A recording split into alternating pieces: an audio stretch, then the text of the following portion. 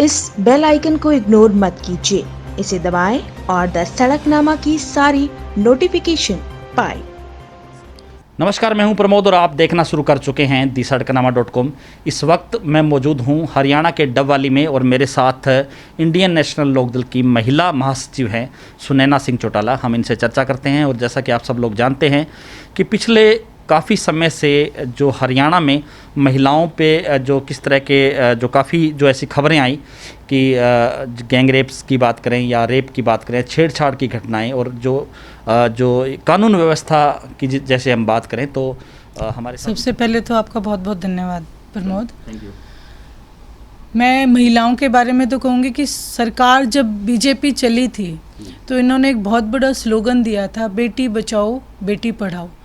उससे हमें कहीं ना कहीं ये उम्मीद थी कि शायद बेटियों के लिए अब कुछ हो जाए जो सदियों से नहीं हो पा रहा, लेकिन ये सिर्फ जैसा कि बीजेपी की रीत रही है सिर्फ स्लोगन बन के रह गया। और जितना ग्राफ अत्याचार का, महिलाओं के ऊपर रेप का इस सरकार में बढ़ा है, इतना शायद पहले कभी हरियाणा में नहीं था। अभी हाल ही में एक गुरुकुल में भी ये घटनाएं, ऐसी निंदनीय घटना मैं बोलूँगी, हो गई हैं।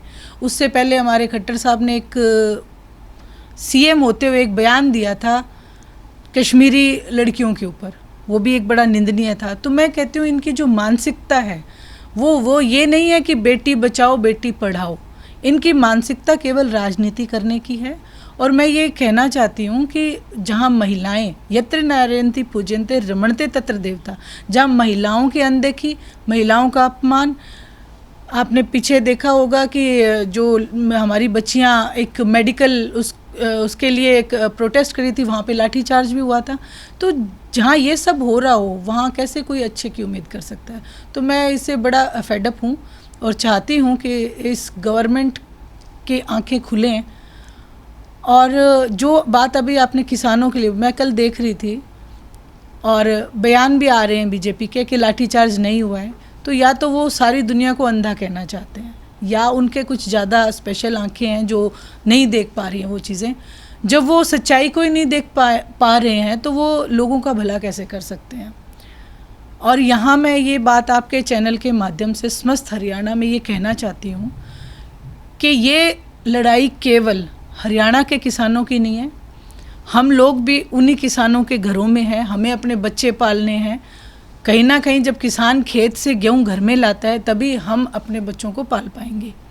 तो ये हर उस हरियाणा की महिला की भी लड़ाई है। जहां हमारे किसान भाई हैं वहीं महिलाएं भी इससे आहत हैं। और न केवल हरियाणा, इंडियन नेशनल लोकदल ये आपको विश्वास दिलाती है कि ये पूरे देश व्यापी हम आंदोलन लेके जाएंगे। हम पूरे हिंदुस्तान के किसानों को, पूरे हिंदुस्तान की महिलाओं को इस आंदोलन में साथ खड़ा करेंगे और सरकार को इसके लिए मजबूर करेंगे कि ये जितने भी इन्होंने ये जो डेथ वारंट निकाले हैं किसानों के लिए, इसको वापस लें।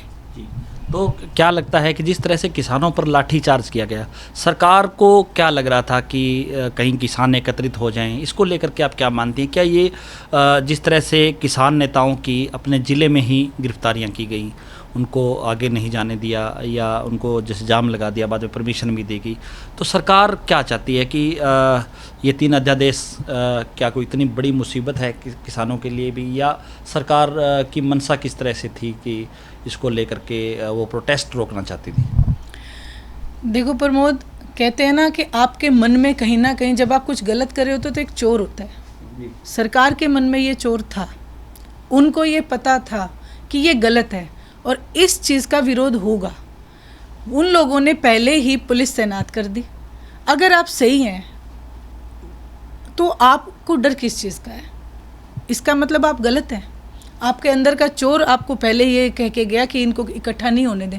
किसान ने आज तक कभी भी कोई प्रोटेस्ट किया है तो कभी भी प्रॉपर्टी का नुकसान ना करके उन्होंने सिर्फ अपना प्रोटेस्ट किया है, अपना विरोध जताया है। अब ये लोकतांत्रिक देश है, इसमें विरोध जताने का और क्या तरीका हो सकता है कि वो एकत्रित हों, वो रैली करें और वहाँ वो अपना विरोध जताएं। अगर आप उस चीज़ को भी आप अपने फोर्स से या अपनी ताकत से दबाने की कोशिश करोगे तो क्या वो दब जाएगी? आज तक इतिहास में ऐसा हिंदुस्तान में तो हुआ नहीं। जितना ये दबाएंगे उतना किसान और बोलेगा। और इसीलिए आज जो है सभी पार्टियों ने ये निर्णय लिया कि ये, क्योंकि ये गलत है, कहीं ना कहीं कोई ना कोई तो ऐसा होता कि उनको ये कहता कि ठीक है। वही मैं ये कहना चाहती हूँ कि अगर सरकार में दम है कि वो हम सही कर रहे हैं तो वो स्वामीनाथन रिपोर्ट लगाएं। स्वामीनाथन रिपोर्ट अगर वो लागू करते हैं तो मुझे नहीं लगता कि ये प्रोटेस्ट होगा या कहीं किसान उन्हें दुआ देगा, किसान खुशहाल होगा। एकमात्र चौधरी देवीलाल जी जो थे वो एक ऐसे किसान नेता हुए हैं जिन्होंने किसानों के लिए संघर्ष किया, लड़ाई लड़ी। वहीं आज मैं ये बड़े अफसोस के साथ कहती हूँ कि सत्ता में भागीदारी होते हुए भी हमारे ही कुछ, जैसे मैं सीधा सीधा कहूँगी जेजेपी एक ऐसी पार्टी है कि जो इंडियन नेशनल लोकदल से निकली है।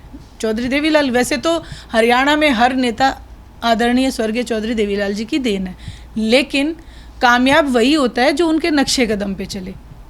आज अगर अभय सिंह जी चौटाला हैं तो वो उनके ही नक्शे कदम पे आगे चल के किसानों की आवाज़ उठाते हैं।